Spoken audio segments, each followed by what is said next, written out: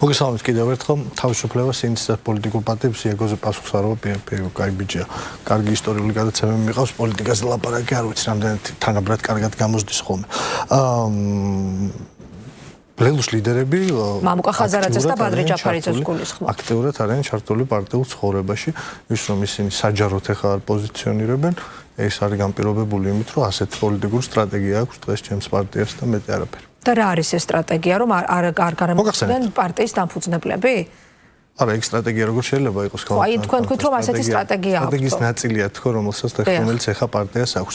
პარტია პოზიციონირებს იმ ალტერნატივად, რომელიც საქართველოს მოქალაქეებს ეხლა ძალიან სჭირდებათ კალათანთან, იმიტომ რომ საქართველოს შეაბიჯა ძალიან რთულ პოლიტიკურ ვითარებაში, როდესაც ქვეყანას მართავს პოლიტიკური ძალა, ქართული ოცნება, რომელიც საქართველოს სახელმწიფოებრივი სუვერენული ინტერესებიდან არ მოქმედებს, საქართველოს ხალხის ინტერესების საწინააღმდეგოდ მოქმედებს. და ამ ქვეყანას აკარგვინებს სუვერენიტეტს.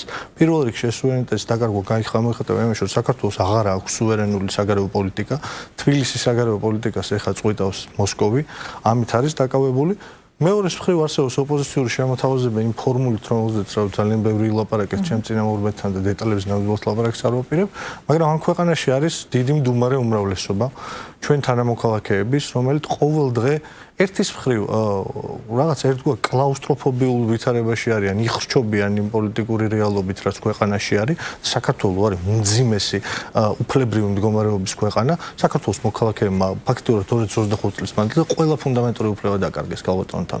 შეგახსენებთ, რომ 2025 წლის მანძილზე მიღებულმა კანონებმა ეს ხო მარტო ჩემი ნათქვამი არ არის, ხო? ვერავინ ვერ დააბრალებს ლევან იოსელიანს, რომ ის რომელიმე რადიკალური ბჭყალებში ოპოზიციური ჯგუფის წარმომადგენელია, ბევრად უფრო მარტივად შეიძლება დააბრალოთ ქართულ ოცნებასთან ფლირტი პოლიტიკური ერთგვარი. ლევან იოსელიანის უწყების დასკვნა თუ დაინახავთ რა წერია შიგნით. შემდეგ ნახავდით ევროსაბჭოს დასკვნას, რომელსაც არ ვიცი ხა 1000 კუც მოაბავენ, მაგრამ ის ორგანო, რომელმაც ეს დასკვნა დადო წლების მანძილზე, 10 წლეულების მანძილზე იკვლევს იგივე საკითხებს მთელი მსოფლიოს მასშტაბით. ყველა ამ ორგანიზმმა თქვა, რომ საქართველოს 1 წლის მანძილზე აბსოლუტურად ყველა ფუნდამენტური უფლება გაქრა. შეკრების თავისუფლება, манифестაციის თავისუფლება, გამოხატვის თავისუფლება, გაერთიანების თავისუფლება, პარტიული გაერთიანებები უკვე კონტროლდება სახელმწიფოს მიერ. შესაბამისად, ამ ვითარებაში პოლიტიკური კლაუსტროფობია არის ამ ქვეყანაში და ჩვენი მოქალაქეებს აღარ შეუძლიათ ამაში ცხოვრება. მეორე მხრივ ეს არის ძალიან ცუდი სოციალური და ეკონომიკური ვითარების ქვეყანა. მაშინ იმ ადამიანებს, რომლებსაც თქვენ უმრავლესობა, დიახ. ანუ რა სტრატეგიით აპირებთ? დიახ, აი როგორ, იმიტომ რომ მარტო ხართ? თუ ნებას მომცემთ, დავასრულებ და გაიგებთ. შეხედეთ, აი ამ ვითარებაში, როდესაც აი ჩვენ ძალიან ბევრი მოქალაქე არის, რომელიც ქვეყნიდან გარბის კალბატონთან და იმიტომ რომ სხვა ვერაფერი ვერ ახსნის იმ დემოგრაფიულ მონაცემებს, რომელიც საქართველოშია. კალბატონთან თუ იცით, აი უბრალოდ გაკვირთ თუ გაგიგიათ, რა არის საქართველოში 2025 წელს შობადობის რიცხვი, რამდენი ბავშვი დაიბადა საქართველოში თუ მოგიკრიათ 37,000 ბავშვი დაიბადა. რამდენი ადამიანი გარდაიცვალა საქართველოში, იცით? 45,000. სადაც 6,500 ადამიანი მინუსი. ეს გამოწვევა და პრობლემა კი არ არის, ეს არის პირდაპირ მაჩვენებელი იმისა, რომ ამ ქვეყნიდან ადამიანები აქტიურ ასაკში, ის ადამიანები, რომელიც ეკონომიკურ დოვლას უნდა ქმნიდნენ და ამ ქვეყანას ქმნიდნენ ყოველდღიურად, ეს ადამიანები ამ ქვეყნიდან გარბიან. და ნორმალურ ქვეყნიდან ასეთი ადამიანები გარბიან. ხო და მივდივარ. ამ რეალობის შეცვლა შეიძლება. სხვა კითხვებიც მაქვს. არა, ეს მნიშვნელოვანი კითხვაა კალბატონთან. ამ რეალობის შეცვლა შეიძლება იმ პოლიტიკური ალტერნატივის შეთავაზებით, რასაც ლელო სთავაზობს. ლელო ალტერნატიული ცენტრად მიგაჩნიათ თავი. ხო შეიძლება. მიგვაჩნია არა. ლელო ამათ შეიქმნა ასეთ პოლიტიკურ ერთეულად შეიქმნა 2019 წელს. მოსწონს ეს იაგო ხვიჩიას თუ არ მოსწონს, ლელო პოზიციონირებს ამ პოზიციას. ლელო არის პოლიტიკური ძალა, რომელიც თავის კოალიციური პარტნიორებთან ერთად ძალიან მნიშვნელოვანი როლი ითამაშა გაყალბებული შედეგების პირობებშიც კი 2024 წლის არჩევნებში ლელოს გარეშე ქართული პოლიტიკა უნდა ეს იაგოს სხვებს თუ არ უნდა ძალიან არ უნდათ ქართულ ოცნებაში. ლელოს გარეშე ქართული პოლიტიკური პროცესი ვერ წარიმართება, იმიტომ რომ ის მნიშვნელოვანი მდგენელია. ამიტომ ლელო გადავწყვიტეთ, რომ ჩვენ იმიტომ დავდექით დღეს.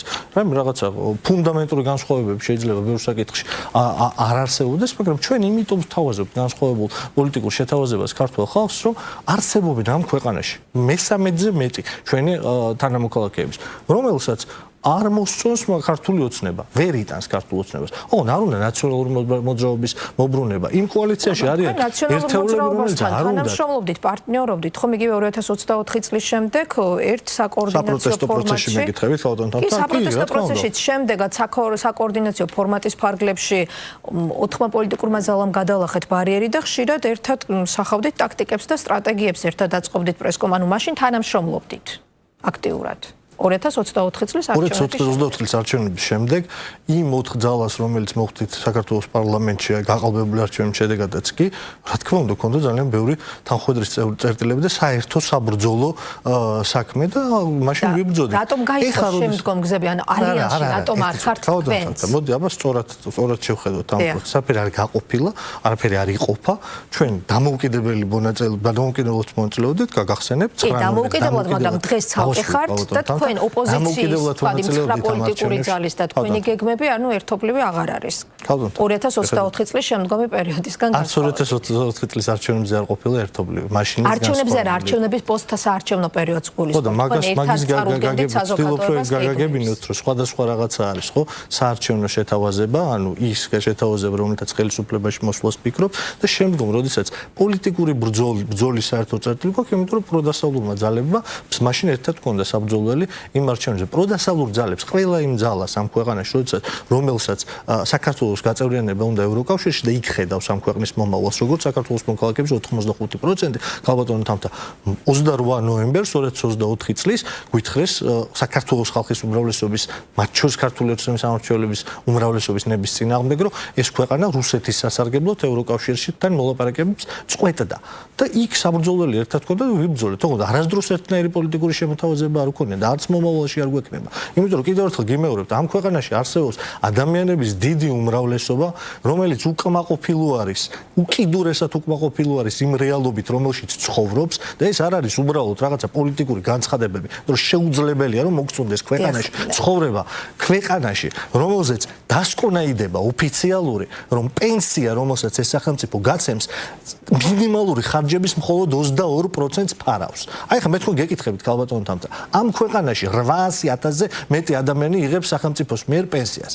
ამ ადამიანების აბსოლუტური უმრავლესობა დამოკიდებულია მხოლოდ პენსიაზე. და საერთაშორისო დასკვნა ამბობს, რომ გამოკითხულ 29 ქვეყანაში საქართველოს ბოლო ადგილზეა და მეხუთეც ვერ ფარავს ქართული პენსია, საქართველოში გაცემული პენსია იმ ხარჯებისა, რომელიც ჩვენს პენსიონერებს აქვთ. და ამ ქვეყანაში ცხოვრება ნორმალური შეუძლებელია იყოს. და ჩვენ ვთავაზობთ საქართველოს მოქალაქეებს კომპეტენტურ ალტერნატივას. ჩვენ ვთავაზობთ საქართველოს მოქალაქეებს კონკრეტულ ძალიან მყარ ხედვას, რომ აბსოლუტურად ყველა საკითხზე, მიმდინარე პრობლემებზე ამ ქვეყნად, იქნება ეს საგარეო ველზე პრობლემა, სრულიად დისკრედიტირებული სახელმწიფო, თუ იქნება შიგნით მომპალი სისტემა, თავიდან ბოლომდე კორუფციაში ჩაძირული ქვეყანა, აქ ყველაფერზე გვაქვს პასუხი. ყველაფერი ვიცით, როგორ უნდა გაკეთდეს სწორად. ამ ალტერნატივას ვთავაზობთ იმ წერტილიდან, რა წერტილიდანაც ვთვლით სწორს, რომ არც ერთი არჩევნების გამარჯვება, არც ერთი არჩევნების გვერდზე გაწევის ფუფუნება არ აქვს.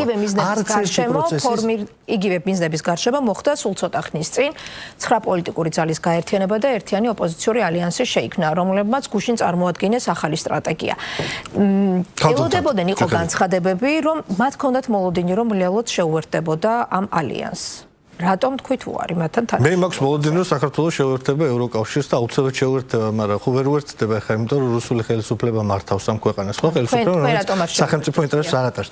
ქალბატონო თამთა, ძალიან დიდი პატივისცემით თქვენდამი, საერთოდ არ მაინტერესებს იმ ალიანსზე და იმ ფორმულაზე ლაპარაკი, რომელზეც რამდენ კითხვას მისვოთ, ნამდვილად არ ვაპირებ იმის ლაპარაკს. პოლიტიკურ ძალებთან თქვენ ცოტა ხნის წინ თქვენ ერთად იდექით და ანუ იქ სხვა პოლიტიკური ძალები არ არიან იმ ალიანსში. მოგახსენეთ, რატო არ მაინტერესებს, ხო? გარი კითხვა. იმიტომ არ მაინტერესებს, რომ ამ ქვეყანას ბევრად უფრო მეტი პრობლემა აქვს, რეალური პრობლემა, ვიდრე ის პოლიტიკანური დისკუსია, რომელიც ჩემო წინამორბედთან ჰქონდათ გამართული რაღაცა საუბრები გაუთავებლად ალიანსებზე, კოალიციებზე და ჩანამ თქვენ აქ პრაიმ ტაიმში საქართველოს საზოგადოების მაუწყებლის ვინმე თქვენზე არ მაქვს კონკრეტულად ლაპარაკობს ამდენს რაღაცა ფორმულებზე, კოალიციებზე და აი ამ საკითხებზე ეს არის ქვეყანა, რომელიც ჭაობში იძირება ჩვეულებრივ.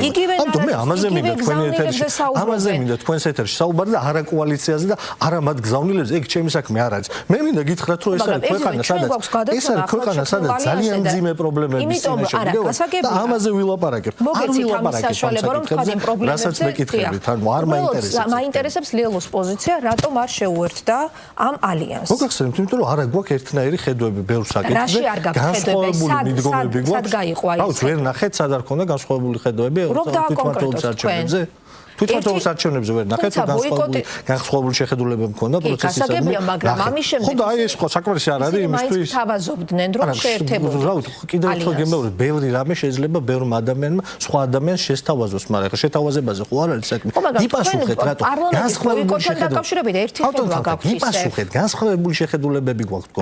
გარკვეულწილად მათ შორის თვითმმართველობის არჩევნებმა განახათ რაზე გვაქვს განსხვავებული შეხედულებები. თუმცა საპარლამენტო ბოიკოტის ნაწილში თქვენი პოზიციები ხდება გითხარით ხო? აი პასუხი ჩემი ეს არის. ეხლა გადავიდეთ სხვა საკითხზე. საქართველოს დენი გაძვირდა უახლოეს დღეებში და ამაზე ვილაპარაკეთ. მონოლოგის რეჟიმში. მაშინ თქვენ ხო თუ ბრიფინგს არა, აბა თუ აპირებთ რომ ჩემთან ამაზე ვილაპარაკოთ. ალიანსზე არ ვაპირებ ამაზე მაშინ. ალიანსი არა, მაინტერესებს შენ ალიანსის სტრატეგიას და გეგმას როგორ უყურებთ. სკეპტიკურად ფიქრობთ რომ ამ თქვა დამახალ ფორმატს აქვს ამაზე პასუხს არ გაგცემთ. ანუ არ გაინტერესებს საერთოდ ალიანსი და არც ის პოლიტიკური ძალები არ გაინტერესებს, რომლებიც ამ ალიანსში არიან ნაწილობრივ. მაინტერესებს საქართველოს მოქალაქეების პრობლემებზე, რომელზეც დარწმუნებული ვარ, რომ მომცემთ საშუალებას რომ ვილაპარაკოთ. იყო თუ არა კომუნიკაცია მაინც, იყო თუ არა კომუნიკაცია, როდესაც ეს ალიანსის ფორმირება ხდებოდა, ლელოსთან იყო თუ არა კონსულტაციები. დარწმუნებული ვარ, რომ მომცემთ საშუალებას რომ ვილაპარაკო იმ საკითხებზე, რომელიც მე და თქვენს მაყურებელს ახლა ბევრად უფრო ადარდებს. არა, ისაუბრეთ თქვენ უკვე უბრალოდ მთლიან გადაცემა ვერ დაეთმობა იმ საკითხებზე, რომლებიც თქვენ გსურთ საუბარი. გითხარით, ამაზე მეც ლაპარაკს არ ვაპირებ ბატონ თამთა, სწორედ გამიგეთ, ვაპირებ რომ გითხრათ რა ხდება ამ ქვეყანაში, რა პრობლემები აქვს ჩვენ საზოგადოებას და რის გადაჭრაზე აი ახლა მყიციერად უნდა ვზრუნავდეთ. იცით ბატონ თამთა, რომ უკანასკნელი 3 კვირის მანძილზე ამ ქვეყანაში საწვავის ფასი 1 ლარით გაიზარდა. გაქვთ საშუალება რომ მოაწყოთ პრესკონფერენციები, უბრალოდ დღეს სისტემა არის ის ახლად შექმნილი ოპოზიციური ალიანსი და გუშინ წარდგენილი სტრატეგია.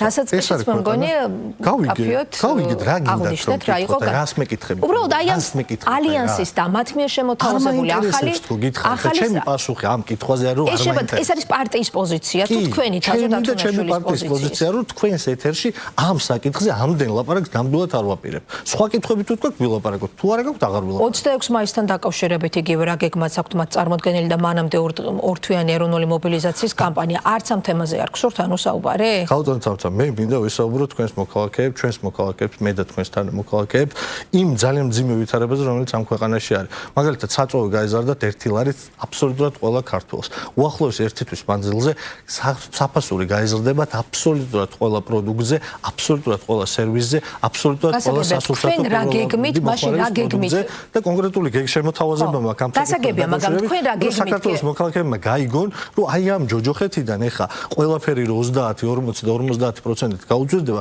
გამოსავალი აქვს. ამაზე მინდა ველაპარაკო. არ მაინტერესებს ამ ალიანსზე ლაპარაკი. როგორ აპირებთ ხელისუფლების შეცვლას, რა გზით, რა სტრატეგიით ალიანსმა წარმოადგინა, თქვა თავისი საკუთარი გასაგები, რომ ცალკე უძალებს სკეპტიციზმი გაუჩნდათ, მაგრამ კონკრეტული სქემა, სტრატეგია წარმოადგინეს.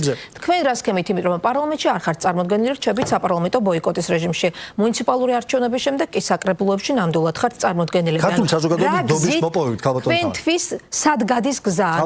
ხელისუფლების შესაძლებლად. ჩემთვის გზა გადის ხელისუფლების შესაძლებლად საქართველოს მოქალაქეებთან მათ პრობლემებზე ლაპარაკით.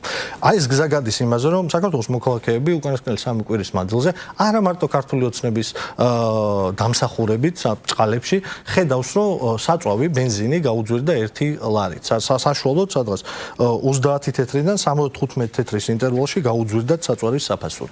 აქედან გამოსავალია საპონელი. შეხედეთ, იმიტომ რომ საწვავის ფასის გაძვირება კასკადურად ელექტროენერგიის საფასურის გაძვირებასთან, რომელიც 33%-ით გაძვირდა, მაგრამ თუ შევადარებთ 2012 წლის მონაცემებს და და როგორ აგვარებთ თქვენ ამ პრობლემას? შევადარო ორჯერ უფრო მეტჯერ გაიზარდა 2012 წელს. ბოლო პერიოდში გაძვირებას აქვს თავისი მიზეზები ჰორმუზის სრუტესთან ვიცით და გარდა იმისა, არა, ელექტროენერგიაზე საწვავზე კი ჰორმუზის სრუტეა და ზოგადად გლობალური ვითარება, ხო? ეს კიდევ ერთი დასტურია ქალბატონ თამთა იმისი, რომ ვერავითარი კომისია საქართველოს პარლამენტში ქვეყანაში, რომელიც 80%-ით ძირითად პროდუქტების იმპორტზე არის დამოკიდებული და ქვეყანაში, რომელიც გლობალური ეკონომიკური ჯაჭვის ნაწილი არის, ვერავითარი კომისია, ვერავითარ ფასს ვერ დაარეგულირებს და აგერ სრული კრახი ერთ კვირაში დამთავრდება ამ კომისიის მუშაობა და დამთავრდება იმ შედეგით, რომ საწვავზე ფასი გაიზარდა, ელექტროენერგიაზე ფასი გაიზარდა და ინტერნეტზე ერთ თვეში ფასი გაიზრდება და ერთ თვეში გაიზრდება ფასი აბსოლუტურად ყველა პირველადი მოხმარების პროდუქტზე. ეს არის კარგი გაკვეთილი ჩვენი თანამოქალაქეებისთვის, რომ არ უნდა აყვნენ არასდროს იმ ბინძურ პროპაგანდის მეთოდებს, რომელსაც რუსეთიდან იღებს ქართული ოცნება და ამას თავაზობს. გამოსავალი არსებობს, ესეთი გამოსავალი ბევრმა ქვეყანამ მიიღო. შეხედეთ, არსებობს გამოსავალი ძალიან კონკრეტული დროებითი ღონისძიებების ჩატარების, ისეთ ღონისძიებებს, რომელიც ჩაატარა ხა ავსტრალიამ, ინდოეთმა, ხორვატიამ, უნგრეთმა, პოლონეთმა. ორი ალტერნატივა არსებობს. ერთი ეს არის ზედაზღვრის დაწესება დროებით საწვავის ფასზე. ეს მგონი რომ საქართველოს ოპტიმალური ვერსია არ არის. მეორე ვერსია ეს არსებობს აქციზის გადასახადი საწვავზე, რომელიც სხვა შორის 2017 წლის შემდეგ ქართულმა ოცნებამ გააორმაგა და ამის გამო საწვავის ფასი გაიზარდა. ეხა არის ის მომენტი, რომ ჩვენ მოქალაქეების ჯიბეს რო არ დააწვეს, აი ის ძალიან ძიმე ვითარება, რომელსაც გამოიწვევს საწვავის ფასის ზრდა, ქართულმა ოცნებამ დროებითი ღონისძიების სახით უნდა გაანახევროს აქციზის გადასახადი. ეს საქართველოს ბიუჯეტს საშუალოდ 50-60 მილიონით აზარალებს. ამის კომპენსირება შეიძლება ძალიან თავისუფლად, სხვადასხვა ხარჯების შემცირებით, მაგალითად სუსის ხარჯის შემცირებით და საქართველოს მოქალაქეები ამითი გადარჩებიან გაღარიბებას აი ამ ფასების ზრდის გამო. აი ეს არის კონკრეტული შემოთავაზება. ასეთ ბევრ კონკრეტულ შემოთავაზებას გააკეთებს ძლიერი საქართველო იმისთვის, რომ საქართველოს მოქალაქეებმა დაინახონ, რომ ამ ქვეყანაში ყველაფერი თეთრი და შავი არ არის გალბატონთან და არ არის. როგორც ეს უნდა წარმოაჩინოს პროპაგანდას, როგორც ეს უნდა წარმოაჩინოს ბევრ ამ ქვეყნის მტერს. საქართველოს თეთრი და შავი არ არის. საქართველოს არის მრავალფეროვანი. პოზიციონირებას გეგმავთ, თუ შეიძლება ვიხილოთ შემთხვევა, რაც ვიხილავთ თქვა მუნიციპალური არჩევნების დროს, როდესაც პარტნიორო კოალიციურ პარტნიორობაში იყავით გიორგი გახარიას პარტიასთან. შეიძლება თუ არა რომ მსგავსი თანამშრომლობა ისევ გაგრძელდეს. რადგან გიორგი გახარიას პარტიის ხედვებიც გარკვეულწილად ბევრ საკითხში ემთხვევა თქვენს პოლიტიკურ ძალას. კომპლექსი არავისთან არ გვაქვს, თანამშრომლობის, კოორდინაციის, საუბრის პრობლემა არავისთან არ აქვს. ალიანსზე საუბრიც არ გსურს და გავხდეს პრობლემა. ძალიან დაგაინტერესა წინა კითხვაში ქონდა თუ არა რაიმე კონსულტაციები, საუბრები რა თქმა უნდა ქონდა. საუბრები აბსოლუტურად ყველასთან გვექნება. მე შეგახსენებთ რომ რამოდენიმე კვირის წინ საუბრისკენ მოუწოდეთ მათ შორის იმ ძალას, დიალოგზე ხელისუფლებასა და ოპოზიციას შორის. ადამიანური სურვილი არ მაქვს, უწფელად გეტყვით საუბრის, ოღონდ ამ ქვეყანას სჭირდება. ამ ქვეყანას სჭირდება ვითარების ნორმალიზაცია. დანარჩენი ოპოზიციური ძალები რომ ამ დიალოგს იმ პასუხებიდან, რა პასუხებიც მივიღეთ ქართული ოცნებისგან პირველ რიგში იხილეთ იმ პასუხებიდან. პასუხები რომელიც იყო გაჟღენთილი სიძულვილისენით, რაღაცა ზიზღით, რაღაც ტყუილებით და აი ეს იყო პასუხი და ეს არის პასუხისმგებლიანი პასუხი. მაგრამ კრიტიკაც მიიღეთ დანარჩენი ოპოზიციისგან, რომ მცდარი იყო ეს შეთავაზება. საკრიტიკო რა არის მცდარი? რომ საქართველოს ქვეყანა რომელიც კრიზისში იმყოფება, ეხა ამ ქვეყანას სჭირდება ამ კრიზისიდან გამოსვლა და იმ პოლიტიკურმა ძალებმა რომელიც თვლიან რომ პასუხისმგებლობებიანი არიან, ამ ძალებმა ერთმანეთში ილაპარაკონ რაიმე ფორმით, აი ეს არის მცდარი შეთავაზება.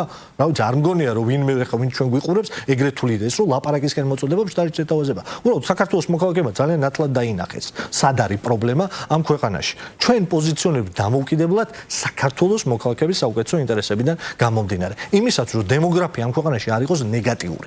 იმისათვის რომ პენსია არ ფარავდეს მხოლოდ 1/5-ს ხარჯებისა საქართველოს პენსიონერებს. იმისათვის კორუფცია არ იხჩოვდეს გალბატონთან და ეს ქვეყანა. შეგახსენებთ, ჩემს მერე ქართული ოცნების წარმომადგენელი შემოვა. კითხეთ იმას, პოლიტიკური პასუხისმგებლობა სად გაქრა ამ ქვეყანაში იმ ადამიანებზე, საქართველოს პრემიერ-მინისტრზე, რომელიც ქართული ოცნების მმართველობის პირობებში ყველაზე დიდი ხანი მართავდა ამ ქვეყანას, რომელიც აღმოჩნდა რომ ჯიბის კურდია, ჯიბგირია და სახში ოქროს ზოდებად ინახავდა თქვენი, ჩემი და ჩვენი თანამოქალაქეების შვილების ფულს. სად გაქრა პასუხისმგებლობა პოლიტიკური ბურჭულაძეზე, თავდაცვის მინისტრზე, რომელიც საქართველოს შეიარაღებულ ძალებს ძარცვავდა. სად გაქრა პასუხისმგებლობა გრიგოლ რილუაშვილზე, პოლიტიკოსი, რომელიც წლების მანძილზე საქართველოს უსაფრთხოებაზე ზრუნვის მაგივრად ვიღაც თურქი ბიზნესმენებისგან ქთამებს იღებდა და ბაგაბაღების ფულებს ჭამდა თურმე. სად გაქრა ეს პასუხისმგებლობა? და როცა ამაზე მელაპარაკებით რაღაცა ალიანსზე მთელი საღამო დაწყნარებულად თითქოს რაღაცა მშვიდ ქვეყანაში ვიყოთ, სადაც არსებობს ალიანსების მაგრამ ალიანსი შეიქმნა ხელისუფლების შესაძლებლად. პრობლემა სად არის? ამიტომ გეკითხებით თქვენ არ ხართ პასუხისმგებლობა კორუფციულ ჭაობზე სად გაქრა ამ ქვეყანაში?